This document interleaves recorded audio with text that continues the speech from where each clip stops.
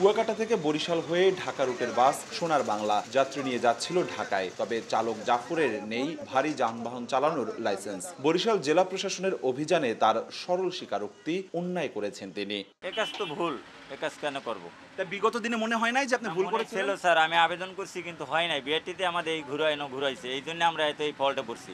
এমন জাফরের সংখ্যা বরিশাল ঢাকা রুটের অনেক বাসেই। ঈদ ঘিরে আছে ফিটনেসবিহীন গাড়ি নামানোর অভিযোগও। পরিসংখ্যান বলছে ঈদ যাত্রায় গত এক সপ্তাহে সড়কে 15টি দুর্ঘটনায় প্রাণ গেছে 20 জনের। আহত হয়েছেন কমপক্ষে অর্ধশত মানুষ। ভাঙা থেকে বরিশাল পর্যন্ত রাস্তাটা খুবই সরু। এটা অতি দ্রুত যদি এটা 4 লেন অথবা 6 লেনের রাস্তা করে আমাদের জন্য খুবই উপকৃত। বেপরোয়া গাড়ি কিছু গাড়ি আছে কোম্পানি, তারা বেপরোয়া গাড়ি চালায়, এই জন্য কি অ্যাক্সিডেন্ট হয়। থ্রি হুইলার চালকরা বলছেন ঝুঁকি ও বৈধতা জেনেও পেটের দায়ে মহাসড়কে চলাচল করছেন তারা। আর কিছু কিছু বাস বেপরোয়া হলেও সরু সড়কে অবৈধ যান চলাচল করায় সড়ক দুর্ঘটনা বাড়ছে বলে দাবি বাস চালকদের। নগদের কাছে সব গ্রাহকই প্রিয়, তাই তো সারা দেশে ক্যাশ আউট চার্জ সবচেয়ে কম।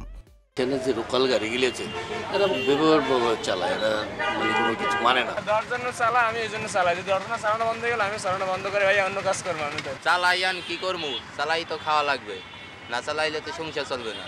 সড়ক দুর্ঘটনা রোধে নিয়মিত অভিযান চালাচ্ছে বলে জানায় জেলা প্রশাসন। অনিয়ম পেলে কাউকেই ছাড় দেয়া হচ্ছে না বলেও হুঁশিয়ারি তাদের। কাগজ চেক করে দেখছি যে যারা ফিটনেস নাই এবং ড্রাইভিং লাইসেন্স নেই এবং অতিরিক্ত ভাড়া নিচ্ছে, আমরা সড়ক পরিবহন 2018 অনুযায়ী এক্সিকিউটিভ ম্যাজিস্ট্রেট স্যারের সহায়তায় তাদেরকে মামলার আওতায় আনছে। মানুষের কাছ থেকে এই সময় যাতে কেউ বাড়তি ভাড়া আদায় করতে না পারে, মূলত এই বিষয়গুলোই আমরা যাচাই বাছাই করে দেখি। ঢাকা বরিশাল মহাসড়কে প্রতিদিন 250 গাড়ি চলাচল করে। কম বেশি 10 লাখ মানুষের যাতায়াত হয় এক একটি ঈদের মৌসুমে।